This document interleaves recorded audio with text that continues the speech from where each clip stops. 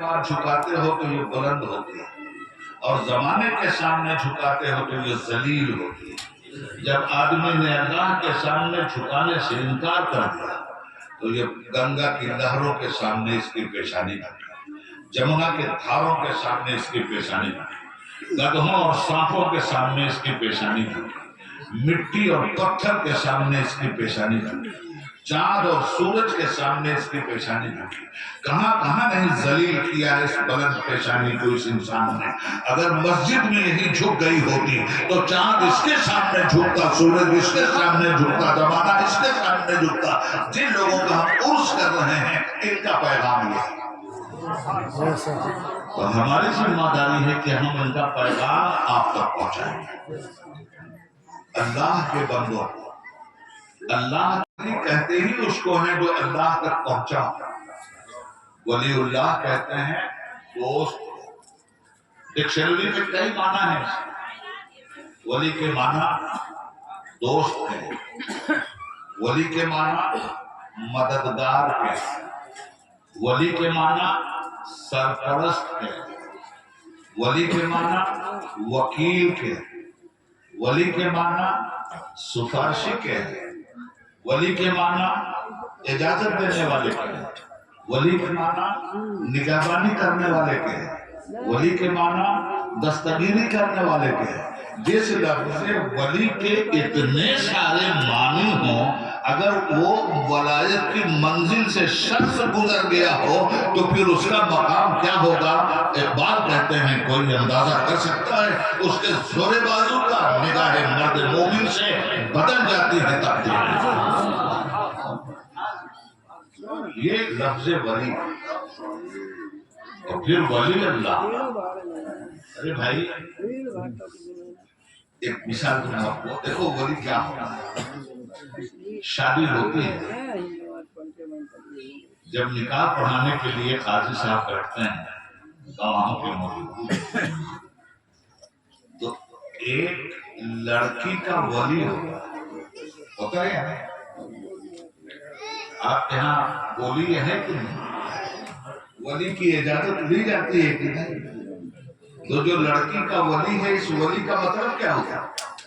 یہی اس کا نگہبان ہے، یہی اس کا محافظ ہے، یہی اس کے مفادات کا چوکیدار ہے، یہی اس کے دکھ سکھ میں اس کا ساتھی و مددگار ہے۔ تو جب ایک بچی کے آپ ولی ہو کر اس تصور کے ساتھ دوسرے کے ساتھ اس کا عقد کر رہے ہیں کہ اب یہ دوسرے کی تحفیظ میں جا رہی ہے، اب یہ دوسرے کی نگہبانی میں جا رہی ہے، ولی اجازت دے کر دوسرے کو اس کا نگہبان بنا رہا ہے، اس کا مطلب یہ ہوا کہ وہ قادر اور توانا بذات نہیں ہے، مگر قدرت بالعطا تو اس کو ضرور دی جا رہی ہے۔ تو یہ جو ولی اللہ ہے یہ اللہ نہیں ہے، اس کے پاس وہ قدرت نہیں ہے جو اللہ کے پاس ہے، مگر قدرت اس کو دی گئی ہے۔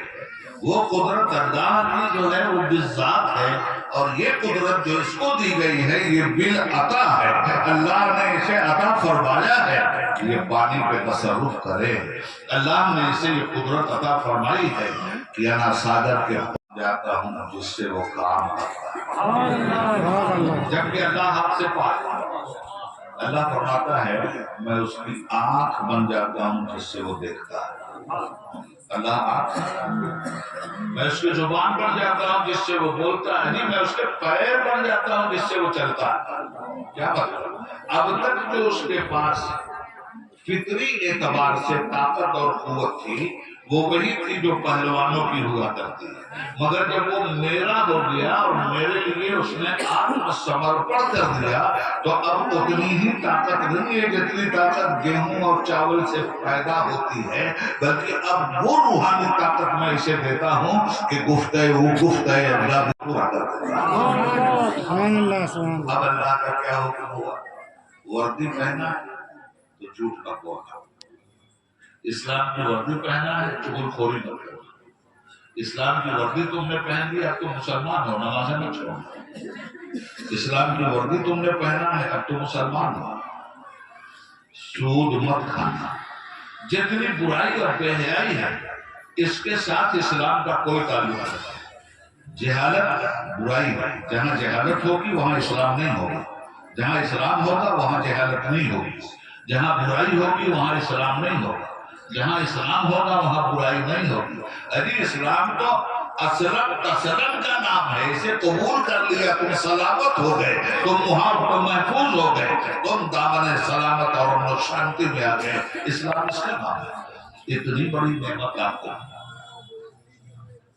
ایک ولی ہیں حضرت ابو بکر شبلی۔ دیکھیے ایک بات اور بتاؤ، نماز پڑھنے کا کہیں حکم نہیں دیا گیا ہے۔ مولانا عبداللہ صاحب بیٹھے ہیں، بہت بڑے عالم ہیں، پوچھیں 6666 آیتوں میں کہیں نماز پڑھنے کا حکم ہے؟ نماز کو قائم کرنے کا حکم ہے۔ پڑھنا اور ہے، قائم کرنا اور ہے۔ پڑھنے کا تو مطلب ہوا کہ ابھی آپ نے ظہر پڑھا، یہ نماز کو قائم کرنا نہیں ہوا، یہ صرف نماز کو پڑھنا ہوا۔ ہاں ظہر کی نماز کے بعد سے لے کر عصر کی نماز تک اگر آپ جھوٹ نہیں بولے ہیں تو نماز قائم کیا ہے آپ نے، برائی نہیں کیا ہے تو نماز قائم کیا ہے آپ نے، بے حیائی نہیں کیا ہے تو نماز قائم کیا ہے آپ نے، کسی کا حق نہیں مارا ہے تو نماز قائم کیا ہے۔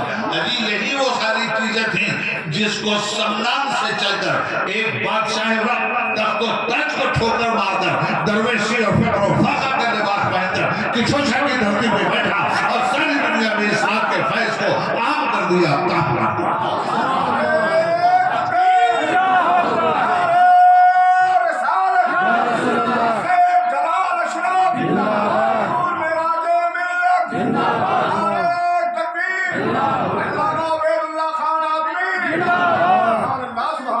مگر اس ورائے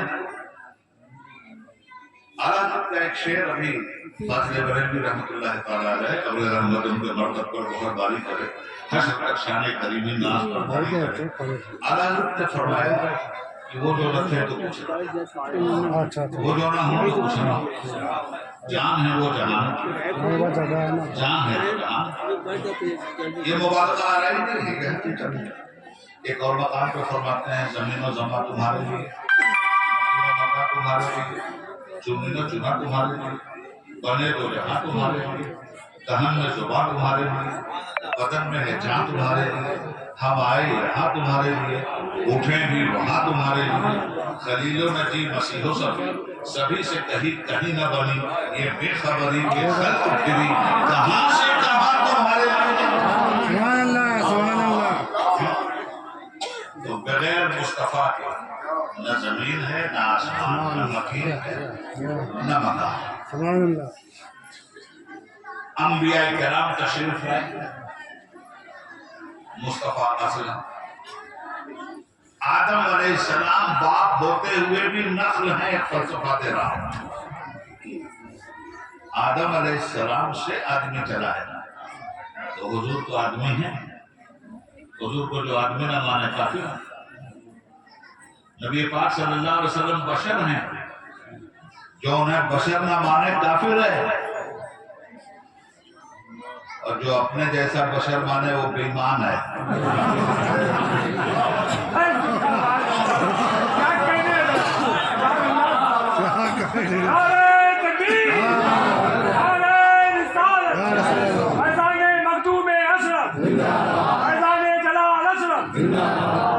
رسول پاک کو جو بشر نہ مانے وہ تو کافر ہے، اور جو اپنے جیسا بشر مانے اس کے بے ایمان ہونے میں بھی کوئی شبہ نہیں۔ تو رہتا ہے فرش اور عرش پہ ان کی رہگزر، اب تو ہی خود انصاف کر، تو بھی بشر وہ بھی بشر، خیال ذات کو بلبل کی ہمسری کا ہے، غلام زادے کو دعویٰ پیغمبری کا ہے۔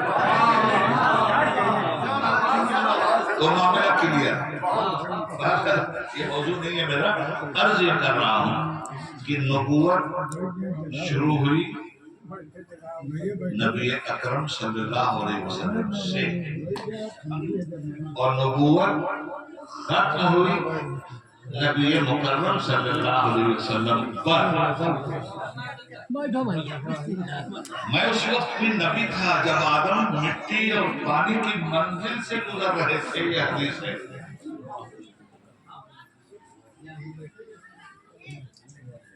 حضور پر نبوت ختم کر دی اللہ نے.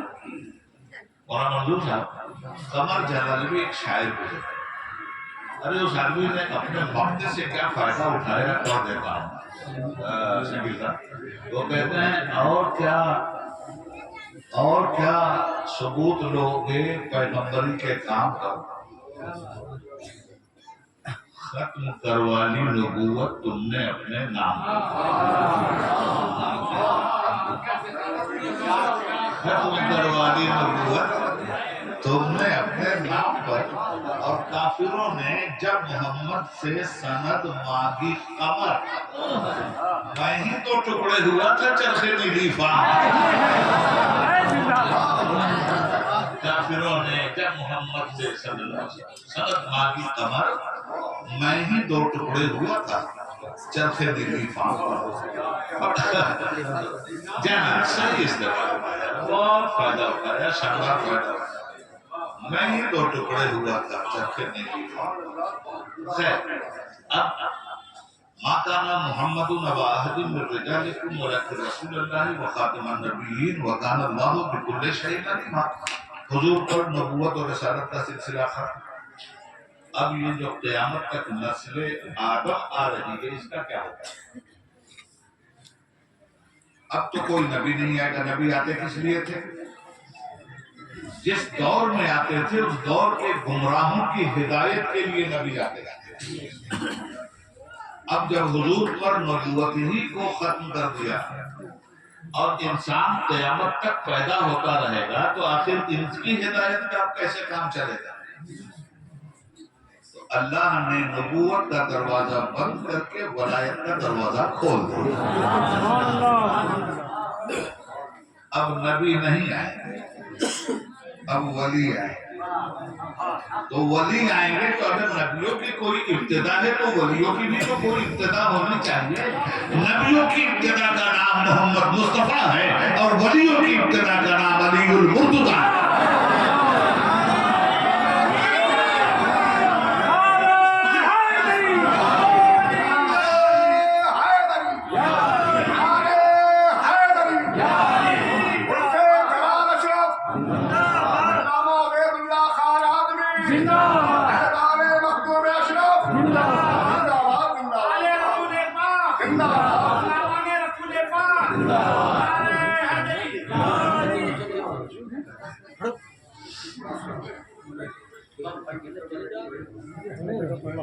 دو تین جملے اور سنیے. اب بلا مولا علی مشکل کشا ولایت کے لیے شہر علم کے باب العلم تک آنا ضروری ہے. وہ جاہل آدمی جو باب العلم تک نہ پہنچے وہ عالم کہاں سے ہو جائے؟ مگر آج کل تو مفتی بھی بنے پھرتے ہیں. مفت کا مفتی ہے وہ جو باب العلم تک نہیں پہنچا. کہیں کا عالم نہیں ہے وہ جو باب العلم تک نہیں پہنچا. علم کے دروازے پہ پہنچے ہی کہ عالم ہوتا ہے آدمی. علم کے دروازے پہ پہنچ کے ہی مفتی ہوتا ہے آدمی. اور علم کے دروازے ہی کا نام تو علی ہے.